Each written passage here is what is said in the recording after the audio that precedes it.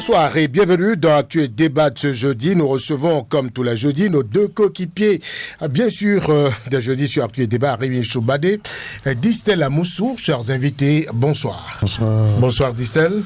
Bonsoir Brice Bill à Ichedi, bonsoir à mes auditeurs, bonsoir aux techniciens. Ben voilà.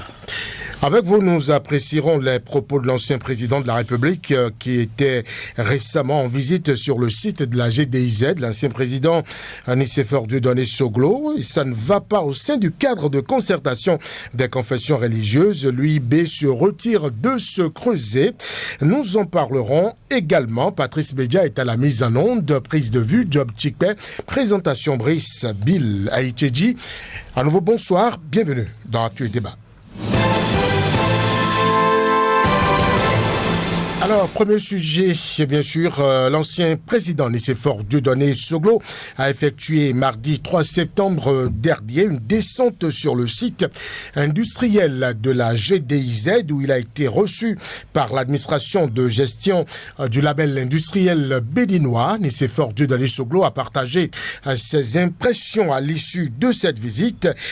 C'est un président de la République, c'est un ancien président de la République, séduit par tout ce qui se fait à la GDIZ que nous avons suivi dernièrement, Distel Amoussou. Oui, quand vous êtes un bâtisseur et que vous avez tracé le chemin et que vous avez fait de coteaux pavés et que des années après, un successeur arpente les sentiers que vous aviez dressés, il n'y a rien de plus pour vous donner de l'espoir. De l'espoir que le chemin que vous avez tracé, d'autres personnes, d'autres générations pourront suivre. Peut vous emboîter le pas et faire mieux. Voilà. Donc, je crois que c'est ça, hein, l'expression du sentiment du patriarche Nicéphore Dieudonné Soglo. Les mots qu'il a utilisés dans son improvisation sont des mots suffisamment éloquents qui parlent, qui expriment, n'est-ce pas, son état d'âme à ce moment précis. Il y a une seconde activité où il a reçu le directeur de la structure pour clarifier, parce que très tôt, les gens commençaient par sembler dire que c'était un montage, sa visite et tout. Et je crois qu'il a apporté les clarifications nécessaires à ce sujet-là. Mais moi, en tant que communicant, il y a un pan de sa déclaration qui m'a intéressé et qui a attiré mon attention, et j'espère que ceux qui sont commis à ce job-là aux côtés du gouvernement... Vous parlez de quel pan de sa déclaration? J'en viens. Ceux qui sont commis à ce job-là auprès du gouvernement vont en tenir suffisamment compte. Il s'est étonné.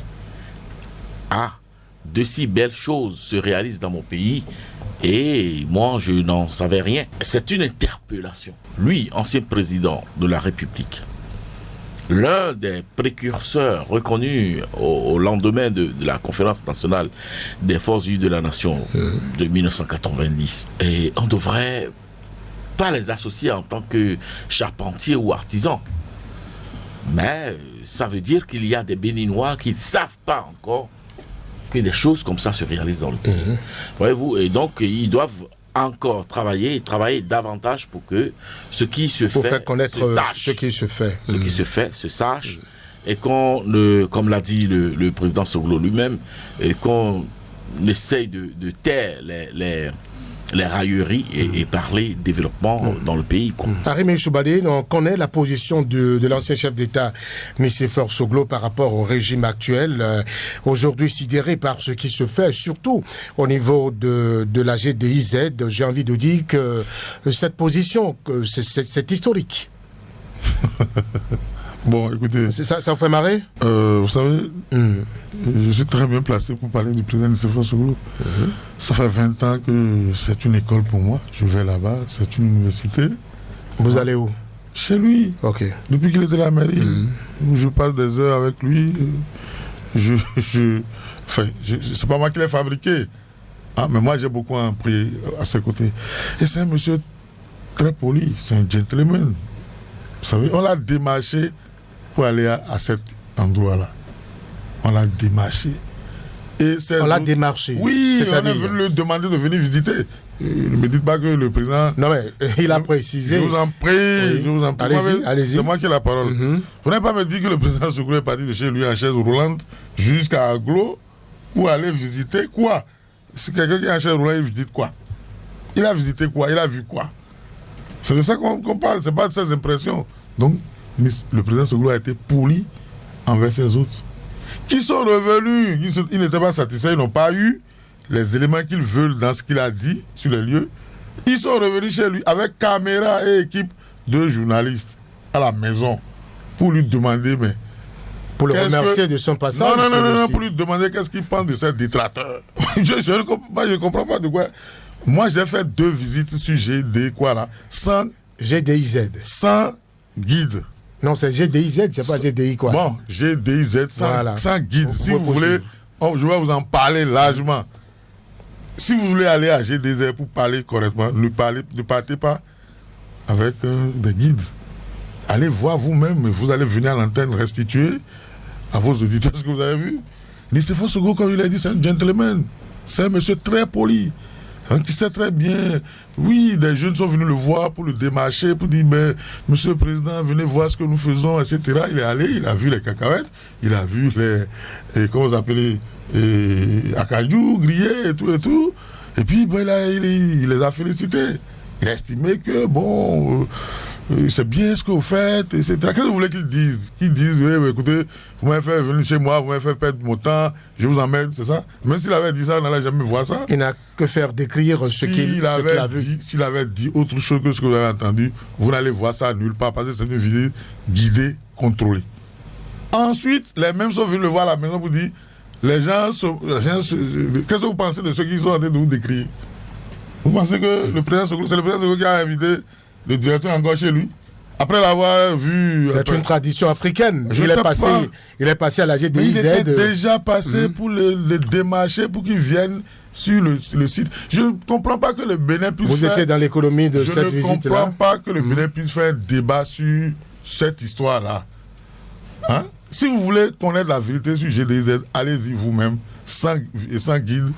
Interrogez les gens, discutez avec eux. C'est beaucoup plus simple que de venir dire oui, le président Soglou a dit, comme si c'est lui qui a créé le site, comme si c'est lui qui travaille là-bas, comme si c'est lui qui... Non, lui, vous l'avez vu, il était en chaise roulante. Dans une chaise roulante, qu'est-ce que quelqu'un puisse aller découvrir sur un site industriel? Je veux bien comprendre. Beaucoup de choses, c'est possible. Et puis, on est en train de travestir tout ce qu'il a dit. Il n'a jamais dit... Il a même dit, mais écoutez, ça veut dire qu'il y a beaucoup d'autres choses. Et puis, bon, enfin, je ne veux pas mettre, comment l'appelle-t-on, je ne veux pas être un rabat-joie. Je suis heureux pour tous ceux qui sont contents de ce qu'il dit. C'est très bien et tout ça là. Mais comprenez le contexte également que c'est une visite guidée. On lui a montré ce qu'on a envie ce qu'il a envie qu'il voit. Et c'est un vieillard de plus de 90 ans, 80, combien, 13, 14. Si vous avez un étranger dans votre maison, vous n'allez pas lui montrer la douche, non, les latrines. Voilà. C'est normal, non? C'est normal, non? Et c'est normal que quelqu'un qui vous invite et qui a été prévenant envers vous, avec vos collaborateurs et tout, qui vous invite, vous n'allez pas lui dire à la fin de la visite, monsieur, vraiment, vous m'avez fait perdre mon temps. Non, il a été poli. Il a dit que oui, c'est bien ce qui se fait et tout. Je ne comprends pas comment. Oui, c'est vrai, il a dit, mais ça veut dire que Talon nous cache des choses. Mais si on veut. Bon, écoutez, si on veut parler de la perception du président Soglou par rapport au régime, tout le monde connaît ça là. Ça là, n'a même pas besoin de démonstration pour ça. On sait que quand son épouse est décédée, le gouvernement a boycotté les obsèques. Hein? Ça c'est une autre polémique. Mais justement, Non. Il a été gazé avec son épouse en plein marché dans ton parc. Ça aussi, on a enlevé ses compteurs d'électricité, d'eau, on a coupé son téléphone. Donc tout ça là, c'était le développement. Et c'est aujourd'hui subitement qu'il découvre le développement. Je vous ai dit, le président Soglou, c'est un monsieur très poli, c'est un gentleman, il connaît, il a un savoir-vivre, etc. Il ne peut pas venir sur l'invitation de certains qui ont bien voulu lui dire qu'ils font des merveilles. Pour qu'à la fin, lui, il dise non, vous ne faites pas de merveilles. Il leur a dit ce qu'ils ont envie d'entendre pour qu'il lui colle la paix. Il pensait qu'il était en paix chez lui. Mais ils sont revenus avec caméra. Si on veut remercier le président Soglo, est-ce qu'on a besoin de venir? Qu'est-ce qui vous gêne, vous? Moi, ça ne me gêne pas. Caméra? Moi, ça ne me gêne pas. On va écouter Distel Amoussou qui a très envie de placer un mot. Visite guidée contrôlée. Vous êtes d'avis avec Moi, Arimi? j'ai été 2 fois là-bas. Si vous voulez, je vous donne mes points de vue sur ça. Mais je crois que c'est non, mais on est d'accord que tout ne peut pas être rose. Ah bon, enfin, moi, Visite guidée contrôlée, Distel? Moi, je n'étais pas dans le secret des dieux. J'opine par rapport à ce que j'ai vu. Et par rapport à ce que j'ai vu un président émerveillé, un président Soglo très émerveillé, content de ce qui se fait. Bon, maintenant, après, si c'est pas négocier et tout, je crois que ça ne tombe pas, n'est-ce pas, ma perception des déclarations du président Soglo. Dans tous les cas, c'est que il y a eu un besoin certainement de lui faire voir des choses. D'accord? Il a vu des choses. Il ne peut pas tout voir. Il a vu des choses et il a donné son opinion par rapport à ce qu'il a vu. Ce qu'il a vu, oui. Je ne crois pas que ceux qui l'ont démarché en griffe lui aient imposé un discours ou lui aient rédigé un document de fait qu'il a rendu. Il n'a fait qu'apprécier ce qu'il a vu. Et là, moi, j'ai regardé en tant que communicant le paralangage du président Soglo au cours des 2 déclarations, que ce soit sur le site ou chez lui à la maison. J'ai regardé, n'est-ce pas, l'expression des mimiques. J'ai regardé. Ça n'est pas un président hypocrite que j'ai découvert, qui nous cache des sentiments et qui nous dit d'autres choses. Voyez-vous, quelle que soit la manière dont la rencontre a été, la visite a été organisée, je dis, il fallait le faire. Il fallait le faire et le faire à d'autres. Le faire à tous les fonctionnaires du Bénin. Le faire à tous les Béninois. Pour que nous soyons au fait de ce qui se passe.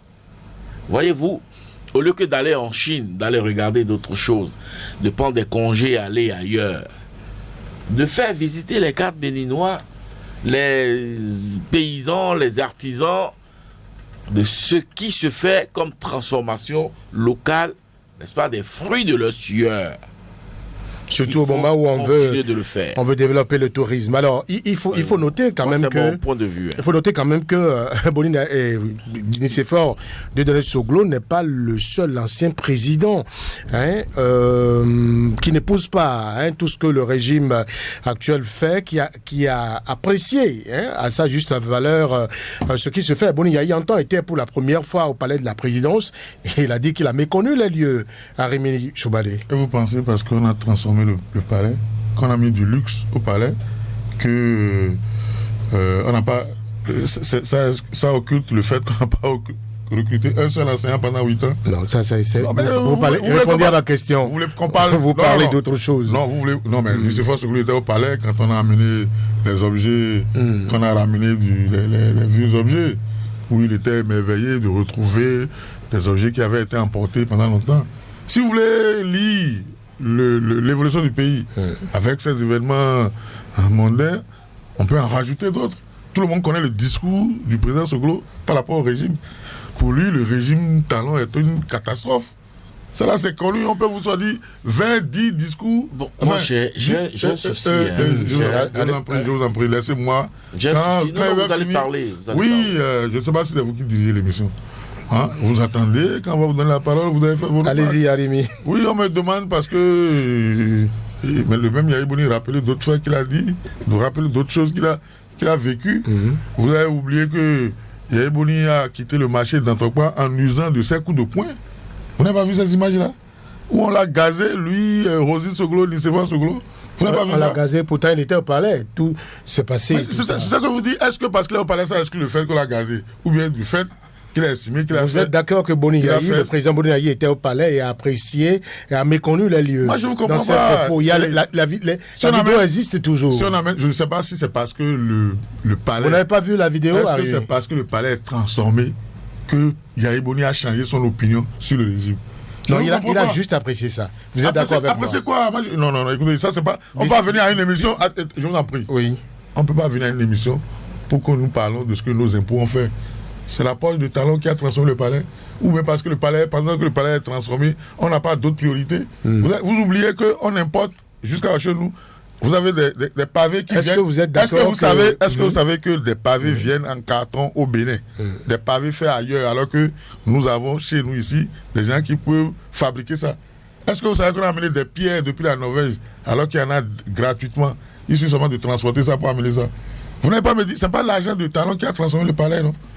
Et puis quand vous prenez le Kérékou à Yahi, il n'y a aucune amélioration dans le palais. Je ne l'ai pas dit. Le Kérékou, non, mais je ne sais pas de quoi vous parlez. J'ai juste dit que ce n'est pas pour la première fois que l'ancien chef d'État opposé au régime apprécie ce que le régime fait. Oui, mais ça ne veut rien dire. Vous êtes lui, il est resté là, il a quitté, l'autre est venu là bouger des choses, il a dit oui, j'ai constaté qu'on a bougé des choses.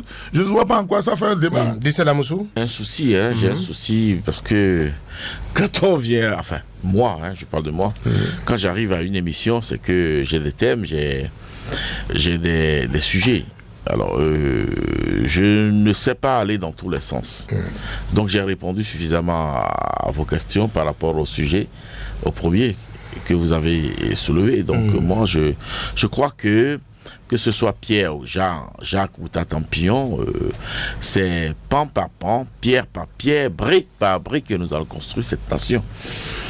Et nous sommes en train de le faire. Chaque régime apporte du sien au développement de ce pays-là. Et donc, oui, c'est l'argent du contribuable qui permet, n'est-ce pas, de le faire. C'est l'effort de tout le monde. Et au même moment, lorsque c'est fait, que c'est bien et que c'est correct, il faut pouvoir le dire. Au même moment, si c'est pas bien fait, il le décrier. Et donc, moi, je n'ai pas d'état d'âme par rapport à ces choses-là. Oui, le président Soglo, démarché ou pas, est allé sur le site de votre GDIZ. Voilà, GDIZ. Et il a donné ses points de vue.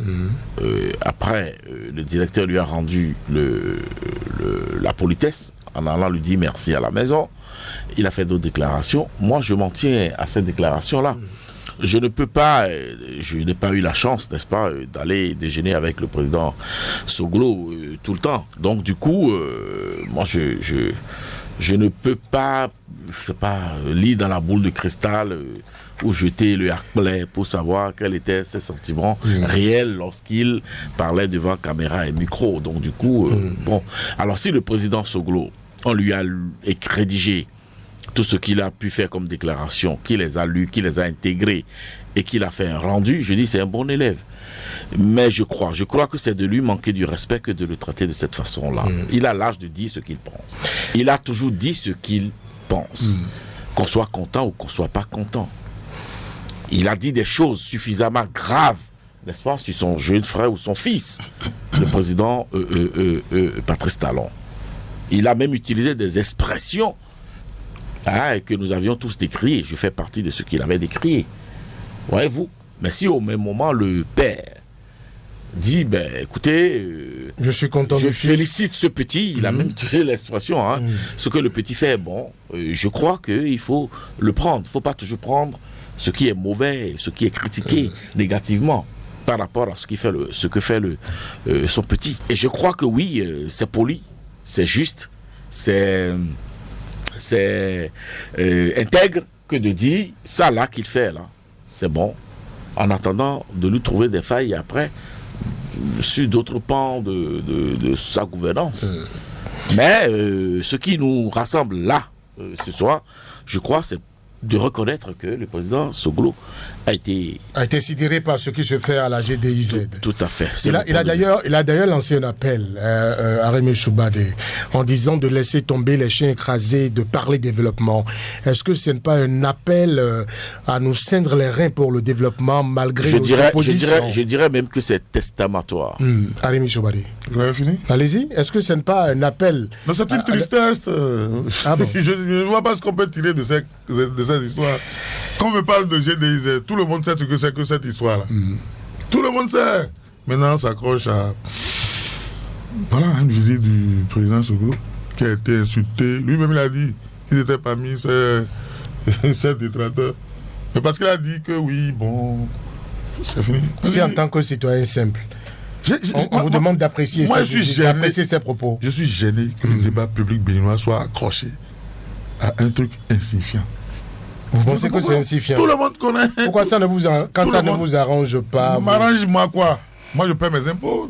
Je ne suis pas candidat à quelque chose. On attend peut-être. Je vous en prie. Allez-y. Je ne suis pas candidat à quelque chose.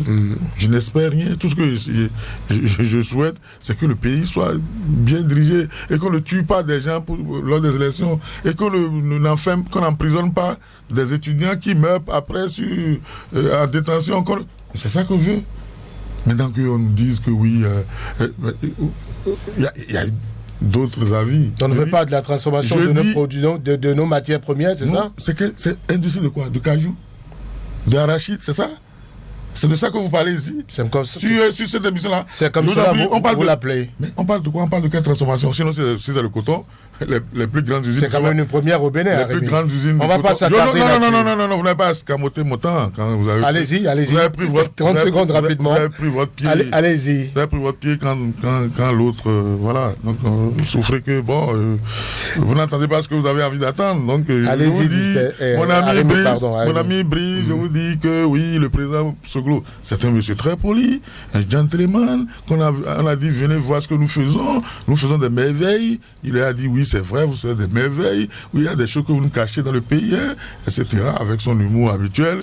Et puis après, on est allé à la maison pour le remercier avec caméra et micro, pour lui dire, oui, il y a des détracteurs. Et puis il a dit, oui, écoutez, il y a un temps pour ci, il y a... Et on me dit, à moi, sur un plateau de radio, que voilà, c'est l'actualité du Bénin. C'est l'industrie, c'est transformer la cajou, c'est transformer cacahuètes. C'est ça notre industrie de cajou et de cacahuètes. Puisque c'est le coton a mieux à faire ailleurs, dans le Bénin. Merci à Rémi Choubadé. On va passer à un autre sujet. Peut-être que demain, vous serez à la GDIZ avec caméra, on appréciera. Je vous ai dit que je suis parti 2 fois. 2 fois déjà. Sans caméra.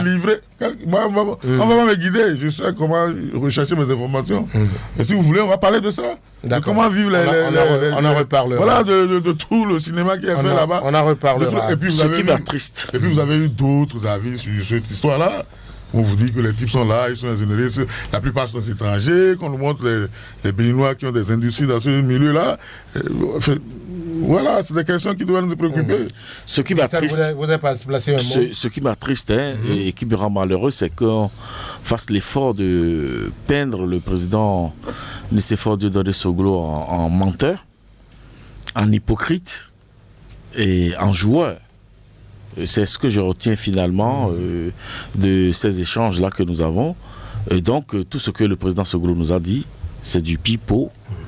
C'était pas réellement ce qu'il ressentait. C'est du cinéma. Et bien, si c'est ça, est-ce qu'il est bon acteur ou mauvais? Je laisse l'opinion juger.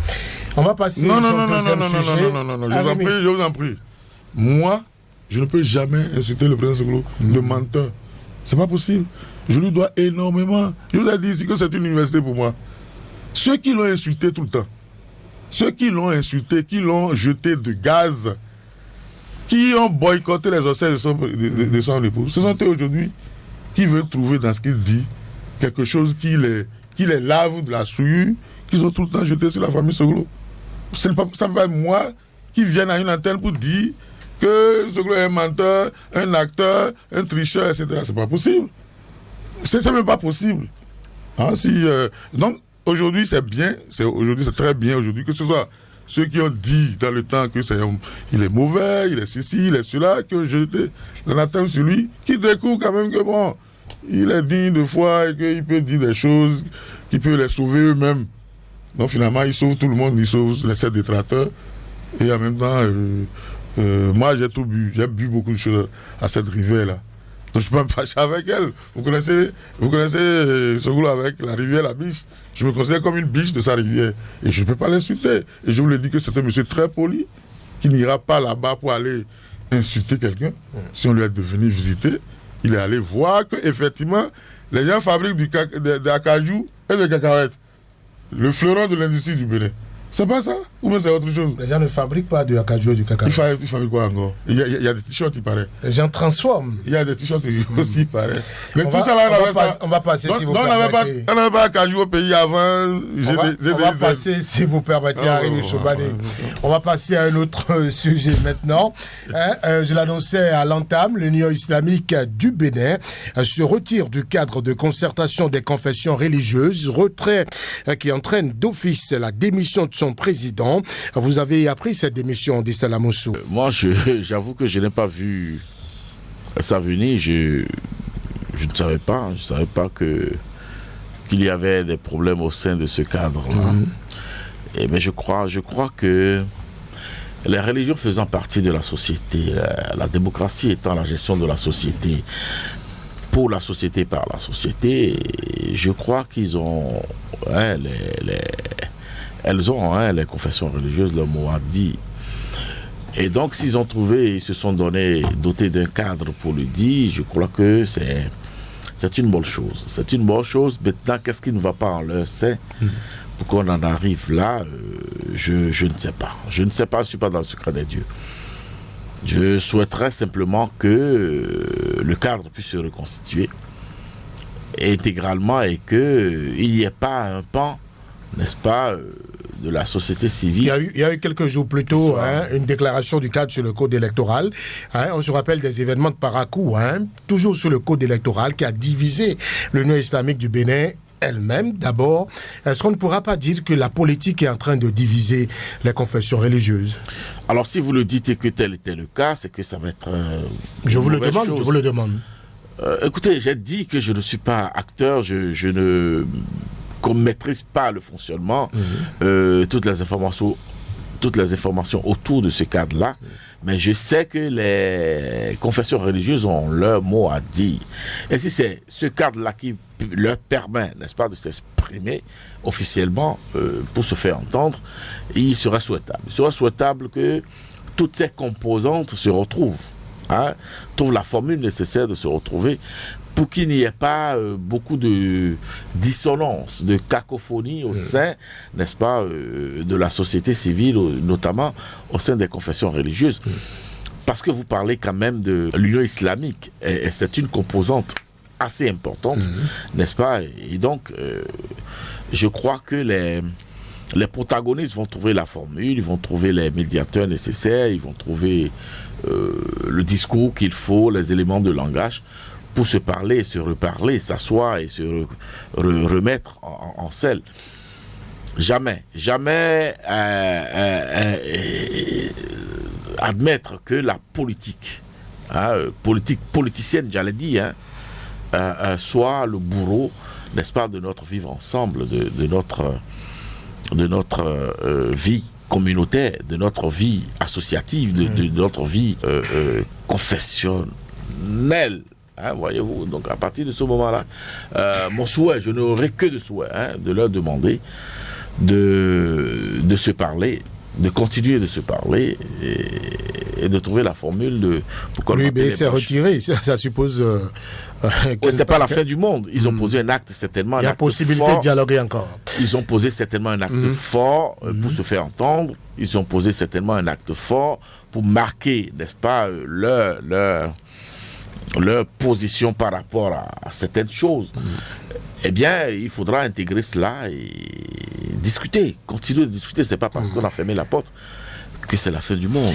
Est-ce que vous, Arimi Choubani, vous vous êtes demandé ce qui pourrait diviser au point où l'Union islamique du Bénin puisse claquer la porte au cadre de concertation? Non, l'Union islamique du Bénin n'a pas claqué la porte. Ils ont estimé qu'il faut quitter. Vous savez, l'Union islamique du Bénin ne représente pas tous les Béninois et tous les musulmans du Bénin. Vous avez par exemple la communauté islamique ahmadiyya qui ne dépend pas. Mais il représente une partie importante des musulmans du Bénin. Mais pas tous. Et même le cas de concertation ne regroupe pas tous les religieux du Bénin. Le clergé catholique ne fait pas partie. Oui. Donc c'est un creuset qui a été qui a il y a 14 ans d'existence et qui peut-être ne répondait plus à... qui était là juste pour la forme, et il n'y a jamais eu de problème interreligieux au Bénin, avec ou sans le cadre. Et qu'ici, au niveau de la communauté islamique du Bénin, il y a eu un débat interne qui a estimé que, bon, parce qu'il y a eu les événements de Parakou, où manifestement on a voulu manipuler les dignitaires musulmans pour une cause. Et bon, ici, après ça, il y a eu des débats qui ont estimé que, bon, il faut quand même que on prenne une pause vis-à-vis de tout ça. Je crois que c'est dans l'ordre normal des choses. Donc c'est l'Union islamique qui a quitté, donc le cadre demeure. Le cadre, c'est pas seulement composé de l'Union islamique du Bénin. Il y a eu d'autres confessions religieuses. Certainement donc que... vous pensez qu'on ne devrait pas s'inquiéter de la mise à mal des relations entre confessions religieuses? Non, il n'y a pas de mise à mal, justement. C'est pas une loi qui a créé ça, c'est pas la Bible qui a créé ça, ni le Coran. Donc c'est un creuset des personnalités qui se sont entendues pour dire, écoutez, il faut qu'on se mette ensemble. En 2010, à l'époque, peut-être que ça correspondait à un débat de l'époque, et qu'après, bon, ça a commencé. Vous avez oublié qu'en 2019, il y a eu un imam à Cotonou ici qui a été élu sur une liste, la liste BR, qui a suscité beaucoup de remous. Et je crois qu'il n'a pas pu rééditer l'expérience. Donc il y a des débats internes. Si à un moment donné, à l'interne, la communauté islamique du Bénin a décidé de se retirer. Pensez-vous aujourd'hui que le cadre est instrumentalisé par les politiques? Non, mais c'est un cadre. Une fois que c'est un cadre, chacun va vouloir se l'approprier. Et c'est ce qui s'est passé dans les événements. Chacun c'est qui? Dans les événements de Parakou. Les chapelles politiques, c'est ça? Mais oui. Vous avez vu, mais écoutez, ils sont plus dans les champs religieux. Dès lors qu'ils sont décidés, je ne crois pas que avant chaque réunion, ils récitent des sourates du Coran ou des versets bibliques. Ils ne sont pas là-bas pour des questions de religion, ils sont là-bas pour des questions de positionnement, de débat public et d'autres considérations qui n'ont rien à voir avec leur objectif premier. Mais, comme vous le dites, on ne peut pas leur dénier l'envie de rester ensemble pour opiner sur des sujets d'intérêt général, etc. Donc, à un moment donné, l'Union islamique du Bénin a estimé qu'il faut se retirer de ce cadre-là. Et naturellement, puisque c'était son représentant qui assurait la présidence du cadre, il devait se retirer également. Donc, c'est pour ça que ça fait grand bruit. Sinon, c'est un débat interne à la communauté islamique du Bénin et non un débat interne au cadre de concertation. Le cadre va certainement prendre hâte de ces débats-là pour peut-être se réorganiser ou décider de ne plus continuer à exister. Ou, comme je l'ai dit, ce n'est pas une loi qu'il a créée, ce n'est pas dans le Coran qu'on l'a recommandé, ce n'est pas dans la Bible qu'il a été recommandé, encore dans aucun autre document de référence d'intérêt général. Donc, ce sont des personnalités qui ont estimé qu'il faut créer ce cadre-là. Peut-être que ce n'est plus les mêmes personnalités qui sont là et qui n'en voient plus l'utilité. Et puis, comme je vous l'ai dit, il y a eu des tentatives de... comment l'appelle-t-on? Rapport à l'élevation. Oui, et puis ils ont vu ce qui s'est passé à Parakou, que ça pourrait aller dans tous les sens plus tard, et qu'il faut, à un moment donné, arrêter. Ça, c'est au niveau de l'organisation interne de l'Union. On n'a pas dit que l'Union islamique du Bénin a été dissoute. Mais l'entité a décidé que, de se retirer de ce cadre. Et puis, ça fait bon vent pour le reste. C'est pas parce qu'eux ils sont retirés que tous les autres vont se retirer et que le cadre existe. Le cadre existe toujours. Si tant est que cela correspond à un idéal ou à des objectifs bien précis et que les autres ont estimé que on a assez fait le chemin avec les autres, il faut qu'on quitte parce que manifestement cela ne cadre plus avec je sais pas, des considérations que nous avons à l'époque de la création. Est-ce que ce n'est pas le code électoral qui divise toujours? Non, moi je ne veux pas croire à cette histoire-là du code électoral. Je ne sais pas si l'Union islamique du Bénin est un parti politique pour penser que le code... Puisque le retrait est intervenu juste quelques jours après la déclaration du cadre... Chacun peut polémiquer à sa manière. Ça ne peut pas empêcher les gens de polémiquer ou de donner... Mais ce qui est sûr, les éléments de parcours, peut-être que la coupe était pleine et que c'était la goutte qui a débordé la coupe. Et ils se sont dit, écoutez, il vaut mieux arrêter tout ça. Hein? Mais je ne pense pas que ce soit exclusivement... Ils existaient depuis 14 ans. Il doit y avoir beaucoup d'autres problèmes qui étaient... qui pouvaient causer des problèmes, et que cette fois-ci, c'en était trop. Et ils se sont dit, écoutez, comme on ne s'entend pas à l'interne, il vaut mieux qu'on se retire, qu'on se concentre à nos activités religieuses, et qu'on laisse ces grands débats-là à ceux qui s'y connaissent. Hein? Et puis, vous savez, l'Union islamique du Bénin ne fonctionne pas comme peut-être les autres organisations religieuses. Chaque mosquée au Bénin a plus ou moins son autonomie. C'est pas l'Union qui désigne les mosquées et les imams qui construisent les mosquées, qui administrent tout le monde. Vous comprenez? Donc c'est chacun qui s'administre, chaque communauté musulmane s'administre elle-même. Et puis après, autonome. plus tard, oui, elle est autonome. Après, plus tard, pour des questions d'organisation pratique, administrative, on essaie d'être ensemble. Par exemple, si le gouvernement veut des interlocuteurs pour discuter de quel jour il faut férier pour telle fête ou telle autre fête, il faut quand même un interface. Et c'est pour ça que l'Union islamique du Bénin existe. Mais c'est pas là pour gérer la religion en elle-même. C'est une organisation, je ne dirais pas politique. Mais bon, ça fait partie, si vous voulez, de ce que vous appelez la société civile et tout le reste. À un moment donné, quand les objectifs ne convergent plus, on essaie de se recroqueviller sur l'essentiel, qui est de la religion, l'enseignement des paroles pour lesquelles vous avez été mandaté par les fidèles. Et on essaie de s'en arrêter là, pour ne pas dévier dans tous les sens. Le cadre, le IB s'est retiré, disent-elles, pour raison de convenance. Vous y comprenez quelque chose, vous? Écoutez, si elle le dit, moi je ne suis pas dans le secret de sa raison de convenance personnelle. Je ne connais pas sa raison, donc elle le dit, on prend acte. Et comme je l'ai dit, souhaiter que ce qui dérange puisse être réglé et que pour le mieux de ce cadre-là, il puisse se retrouver. Et vous avez suivi une belle et longue démonstration de mon ami Arimi sur la question. Il s'y connaît. Moi, je suis pas musulman, je sais pas comment ça fonctionne, mais je dis, il est souhaitable que des organisations comme ça puissent exister au sein de la société civile pour que, n'est-ce pas, la voix des sans-voix soit portée. Est-ce que vous pensez qu'aujourd'hui que les religieux, les confessions religieuses s'y prennent mal quand il s'agit, par exemple, d'apprécier la chose politique? À quel moment précis cette société civile religieuse peut apprécier, peut intervenir en politique? Prévenir, selon vous, ou quand tout s'enflamme? À tout moment. Vous savez, les religieux nous sont venus comment? Pour éduquer, n'est-ce pas, et les communautés, déjà. Donc l'éducation, c'est à tous les niveaux, et à tout moment, voyez-vous. Et donc la participation de la société civile, confessionnelle, si vous voulez, et n'a pas de timing. C'est des communautés qui vivent, c'est des confessions qui vivent au sein de la communauté. C'est des confessions qui sont portées par des Béninois, qui sont acteurs de la communauté. Donc, on ne peut pas leur dire, voilà, jusqu'à tel niveau, vous allez parler, au-delà, vous n'avez plus droit à la parole. On ne peut pas dire, c'est des Béninois. Déjà, d'abord, avant d'être, n'est-ce pas, d'appartenir à telle ou telle autre confession, c'est une question de foi.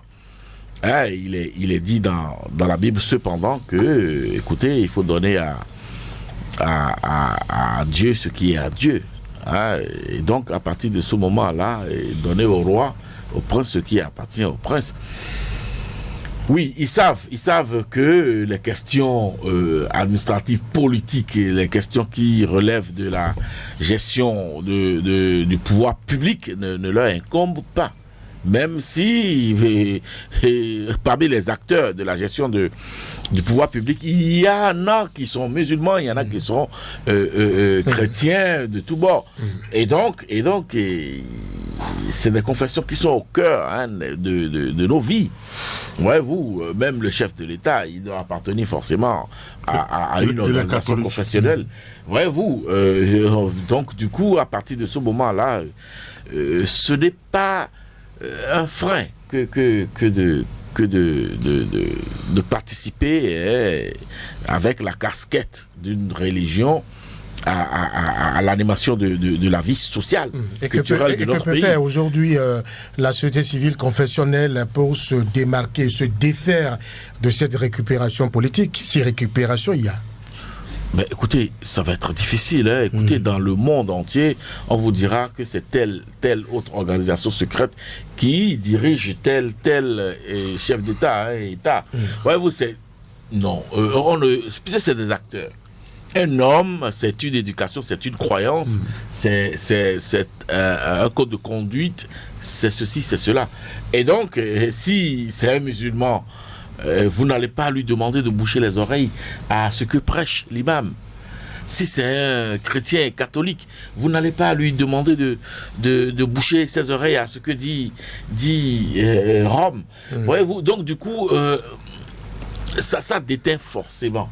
Voyez-vous, même si c'est pas flagrant, oui, nous sommes dans un État laïque, proclamé. Mais en réalité, écoutez, chacun pose ces actes-là en fonction de son moi, de son être. Et cet être-là, ce moi-là, reçoit forcément des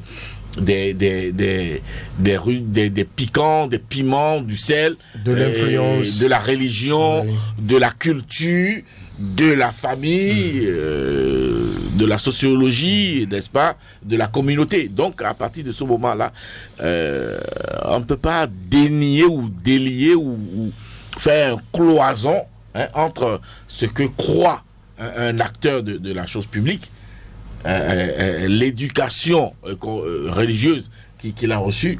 On ne peut pas le dessaisir complètement, le dépouiller de ça. Rémi, vous avez quelque chose à ajouter rapidement pour qu'on passe à un autre sujet? Non, pas vraiment. C'est vrai que on a voulu y voir des manifestations politiques. Mais je crois que si c'est vraiment le cas, donc les responsables de l'Union islamique du Bénin ont raison alors de dire, écoutez, il faut qu'on arrête. Si c'est vraiment qu'il y a des influences politiques, je crois que c'est une décision heureuse.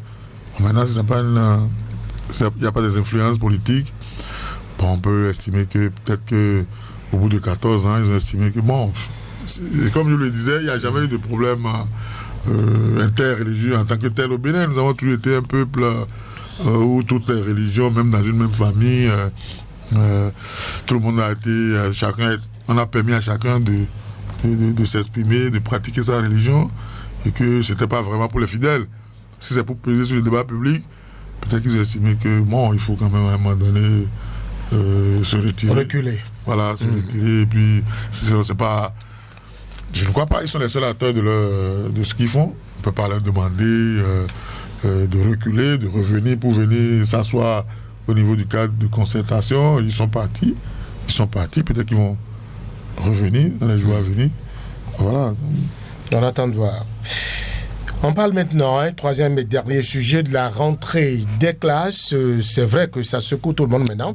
Ça taraude tous les esprits. Rémi, vous êtes prêts? Vous êtes parents d'élèves, non? Vous êtes prêts déjà pour la rentrée? Oui, tout le monde est prêt. Tout le monde est prêt. Tout le monde est prêt. Même ceux qui font semblant d'être prêts. Vous êtes prêts? Vous? Non, mais lui... Je ne sais pas s'il a fini. Non, moi, mes enfants sont à l'école publique. Je sais que toutes les dispositions... Je l'attendais justement. Vous voyez que j'avais raison de me taire. Toutes les dispositions sont prises pour que l'école publique ouvre le lundi prochain. Enfin, il paraît que c'est férié, donc dès le mardi, il y aura la rentrée. Maintenant, si quelqu'un dit qu'il n'est pas prêt, je veux bien le voir retirer son enfant de l'école. Listel, vous êtes prêt? Ben, nous sommes prêts. S'il est prêt, je suis prêt. Ah bon, d'accord. Ok, on va parler maintenant de... Donc chez moi, il n'y a pas de problème de réinscription. Voilà. Donc les enfants vont faire leur inscription normale. Et puis bon, maintenant, est-ce qu'on a l'argent pour que la rentrée... Ben écoutez, on finit toujours, même si c'est... Non, mais si vous dites que vous êtes prêt, c'est que vous avez l'argent pour faire face à la rentrée. Non, mais... Ou vous mettez quoi dans prêt, là? Non, mais est-ce que les enfants vont à l'école le premier jour de la rentrée avec de l'argent? Je crois que non. Ils vont au moins prendre la liste des fournitures. Après, ils reviennent et puis on essaie de... La liste des fournitures est donnée déjà au début des vacances. Oui, mais ce n'est pas le premier jour de rentrée que vous dépensez des... En principe, oui. Mais vous avez dépensé avant. Vous allez voir les stands de RAL le premier jour de la rentrée. On va éviter la publicité. Oui, vous allez voir les stands de... C'est la mauvaise organisation. Les stands de vente.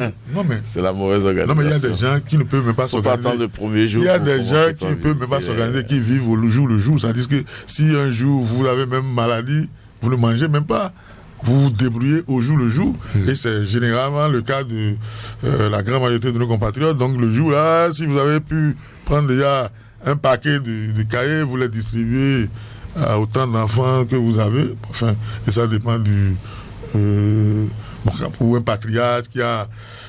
un patriarche à Dja qui a 40 femmes avec 100 enfants. Vous parlez de qui? Oui, enfin... Il parle de Davy. Non, vous savez... Il parle de Davy. Non, enfin, je ne parle pas de Davy, mais vous savez que la polygamie, tout le monde sait que la zone de polygamie la plus prospère au Bénin, c'est la zone Adja. Ah bon? Oui, non, s'il vous plaît. C'est pas que la parole... Après, vous allez... On a des auditeurs Adja. Après, vous allez... Ils ne seront pas d'accord avec vous. Dire qu'ils sont polygames ou bien qu'ils ont beaucoup d'enfants, c'est une injure. C'est leur culture. Il pourrait prendre ça mal, lui-même, il a cité David tout à l'heure, non? Et il est Adja lui-même. Donc, ne m'opposez pas. D'accord. On va parler du gouvernement et des partenaires sociaux qui se sont... On va parler du gouvernement et des partenaires sociaux qui se sont récemment retrouvés. C'était en présence du patronat pour faire le point des préparatifs. Le gouvernement, à l'occasion, a brandi des avancées en matière d'amélioration des conditions de travail des enseignants, surtout des AME, disent-elles. Bon, écoutez, moi je dis, il faut aller au-delà du classique. Il faut aller au-delà des formules, des démarches préétablies, préconçues, ce qu'on a connu jusque-là. Il faut aller au-delà de cela. En quoi faisant? Il faut commencer un jour par regarder les réels problèmes en face.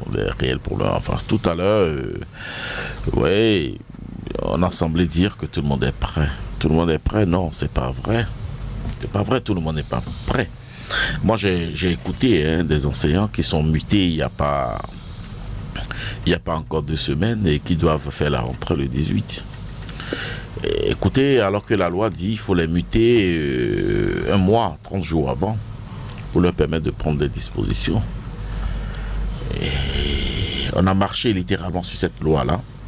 Et donc, il y a des enseignants qui sont en détresse parce qu'ils ont aussi des enfants. Et on ne leur permet pas aujourd'hui de prendre les dispositions pour la réinscription ou pas de leurs propres enfants. Voyez-vous. Et comment déplacer... Les enseignants mutés. Oui. Tout dernièrement. Tout dernièrement, il y a moins de 2 semaines. Alors que la loi dit qu'il faut les muter 1 mois avant la rentrée. Et c'est 2 semaines, à 2 semaines de la rentrée qu'on les affecte. Ça pose un réel problème au niveau de ces enseignants-là. Déjà au niveau du déplacement de la famille, d'eux-mêmes, ils vont certainement, en tout respect de l'autorité, prendre service, mais c'est que il y aura un battement les premières semaines, les premiers mois, parce qu'il faut qu'ils pensent à leur famille. Deuxième chose, c'est au niveau des parents. J'ai lu dans un journal que c'est la rentrée du débrouillardisme. C'est-à-dire que tu colmates les brèches, tu fais ce que tu as fait. Et la meilleure illustration vient de Harimi. Si tu as un paquet de cahiers que tu as achetés, tu les distribues en attendant. Oui, parce qu'il y a de réels problèmes. Il y a de réels problèmes au niveau des établissements. On ne commence jamais la rentrée avec les subventions. On sait comment ça se passe. Les directeurs n'ont plus aujourd'hui la possibilité de demander l'apport des parents, surtout dans le secteur public. C'est une interdiction ferme. Mais au même moment, les subventions ne sont pas en place. Il faut, n'est-ce pas, démarrer avec du matériel didactique et tout. C'est des problèmes qu'il faut régler. Et puis après, il y a maintenant, alors on vient d'apprendre que le gouvernement a autorisé la mise en place des AME, un certain nombre, environ 3000. D'accord. On va les positionner, ils vont découvrir les écoles, ils vont commencer le travail et tout. Je crois que nous devrions commencer par régler, n'est-ce pas, les problèmes de la rentrée dès la fin de l'année scolaire antérieure, c'est-à-dire au début des vacances. S'asseoir avec les acteurs. Si c'est à 2 semaines ou 3 semaines qu'on appelle les syndicats, les centrales pour dire bon voilà, on vous a donné ci, on vous a octroyé ça. Je dis c'est un tâtonnement qui n'est pas bien pour la priorité, n'est-ce pas? Il faut aller au-delà du classicisme. Je crois que pour c'est moi, ce que vous proposez. Pour moi, selon ce que je lis, j'observe, c'est l'éducation qui est la priorité au Bénin de la gouvernance. Ah bon? Voyez-vous? Alors, à partir de ce moment-là, regardez cette priorité-là avec quand même un peu plus d'allant. Voyez-vous, ne pas laisser les choses se faire à tâtons, ne pas laisser les choses se faire. Ça va ressembler à de la bricole. Et puis, et voilà quoi. C'est mon point de vue. Rémi Chobadé, cet optimisme du gouvernement dont je parlais à l'instant s'est heurté à l'inquiétude des syndicats, les syndicats qui mettent sur la table toujours le reversement des AME, une promesse selon qui est à l'avenir. Très rapidement. Les AME ne sont pas des enseignants. Ce sont des aspirants au métier d'enseignant. Ou bien justement qui ne comprennent pas. Ils ne sont pas enseignants. C'est un pis-aller. On les a mis là pour pallier au manque d'effectifs. On ne les a pas recrutés. Et le gouvernement n'a jamais eu envie de les recruter. Et vous avez vu, chaque année, on brode ce dossier-là. On ajoute quelques... Le gouvernement a quand même fait des efforts qui vont au-delà des attentes des syndicats. Je ne vous comprends pas. Des efforts en direction des AME. Je ne comprends pas quand on me dit que le gouvernement fait des efforts. Ce sont nos enfants, ce sont les enfants de Béninois. Est-ce à dire que nous ne sommes pas capables de donner une éducation correcte à nos enfants? C'est ça que je veux dire, que c'est le gouvernement qui fait des efforts pour que nos enfants soient... Écoutez, on parle d'enseignants. On parle même pas encore du cadre. On ne parle pas des affectations. Normalement, on doit finir avec ça. Aujourd'hui, tout le monde sait que le Bénin est un petit pays. Enfin, on se dit pays pauvre. Enfin, on n'a pas d'argent. Mais on veut régler tous les problèmes avec de l'argent. Je me tente souvent quand on parle de mutation des enseignants. Quand on était petit, les écoles, on les construisait avec des logements pour les enseignants. Même si ce n'est pas tout le monde, au moins l'administration et quelques-uns, on les logeait en même temps. Alors si on avait réglé ces petits problèmes, si on avait continué sur la lancée, on avait généralisé par loger les enseignants, on ne serait même plus dans les problèmes de mutation. Merci. L'enseignant qui est muté le matin, il peut commencer à travailler l'après-midi avec toute sa famille. Ce sera votre mot de la fin, Distel, 30 secondes. Écoutez, belle et bonne fructueuse rentrée pour les apprenants, les parents, et que, écoutez, les fruits portent la promesse des fleurs. Ce fut un réel plaisir en votre compagnie, chers amis auditeurs. Actu et débat, c'est déjà la fin. Merci de nous avoir suivis.